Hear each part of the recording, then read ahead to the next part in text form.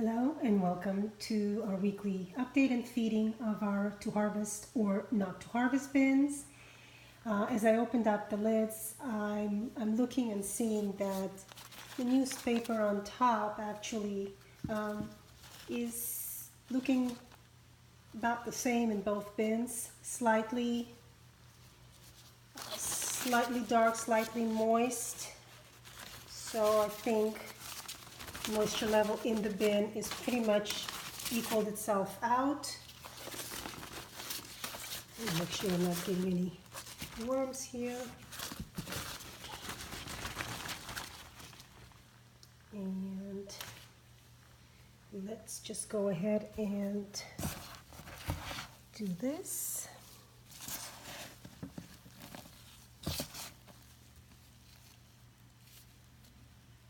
Very nice, moist, but not sticky.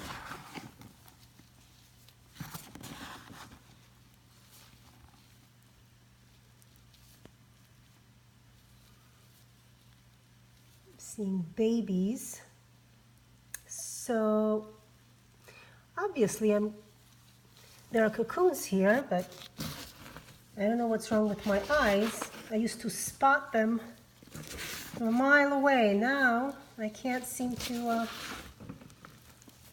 I guess it's holding the phone and going through the bedding at the same time. But that's okay. I know they're in there because we've got babies. So, oops. Yeah, it's getting close to harvest time, I'm thinking. Probably at 6 months would be a good time. But yeah, you can see that the worms are really spread out throughout. And this is where we fed. Oh, this stuff is also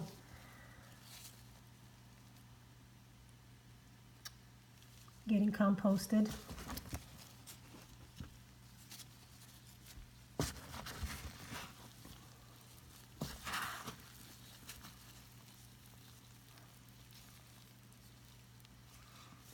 Yeah, so this is where they are.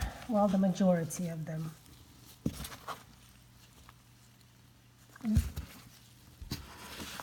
Finishing up what last pieces of whatever it was I gave them. I already don't remember. I have so many systems going.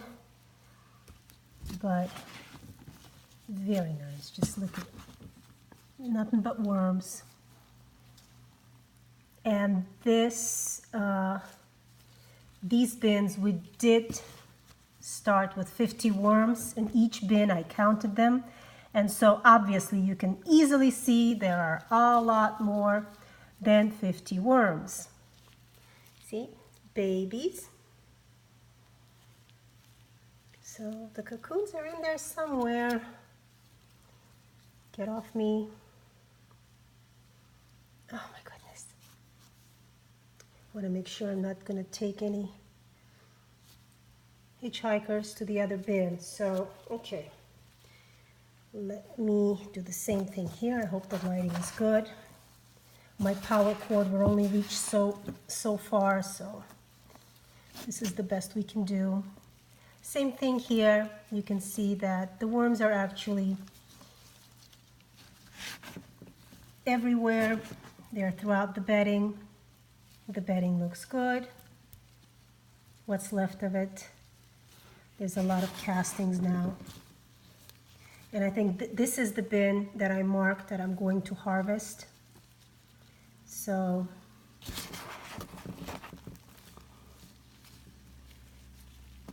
I do horizontal harvesting. So I'm going to, once I decide that it's time for the bin to be harvested, I'm going to feed one side and then wait for the worms to migrate, at least the majority of them. That way I don't have to worry about sifting all my worms. And I'll have to be really diligent about picking out every little cocoon and every baby worm. This is where we fed last week, and you can see again, this is where the majority of the worms are. Finishing up whatever there was there.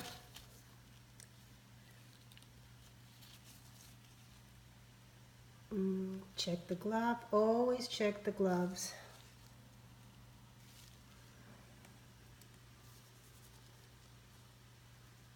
Okay, so yes, and then what I'm also going to do, I lose my train of thought when I'm looking at these guys, I zonk out.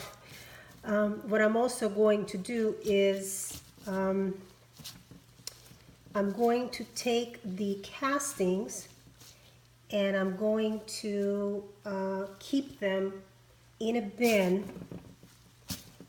and I'm going to put some food in just in case. I'm going to be really diligent, but just in case there are any cocoons that I missed or anything that they have time to hatch, and I can get them out and put them back in the bin.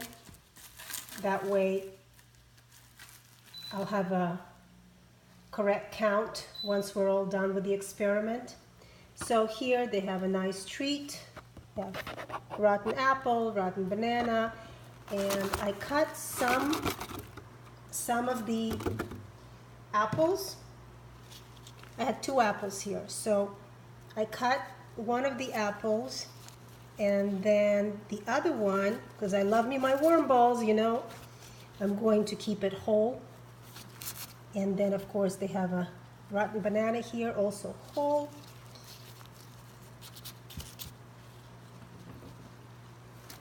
And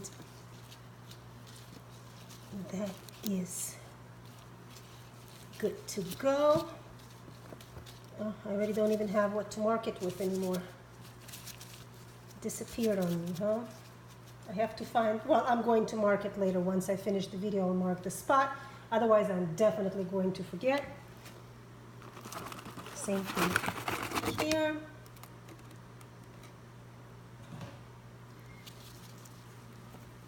I'm going to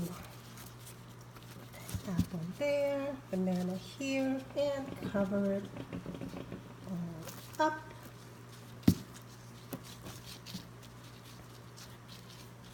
And that is it. These guys are just thriving and happy, happy, happy. Okay, and that's another update. Thanks for joining me, and we'll see you next week.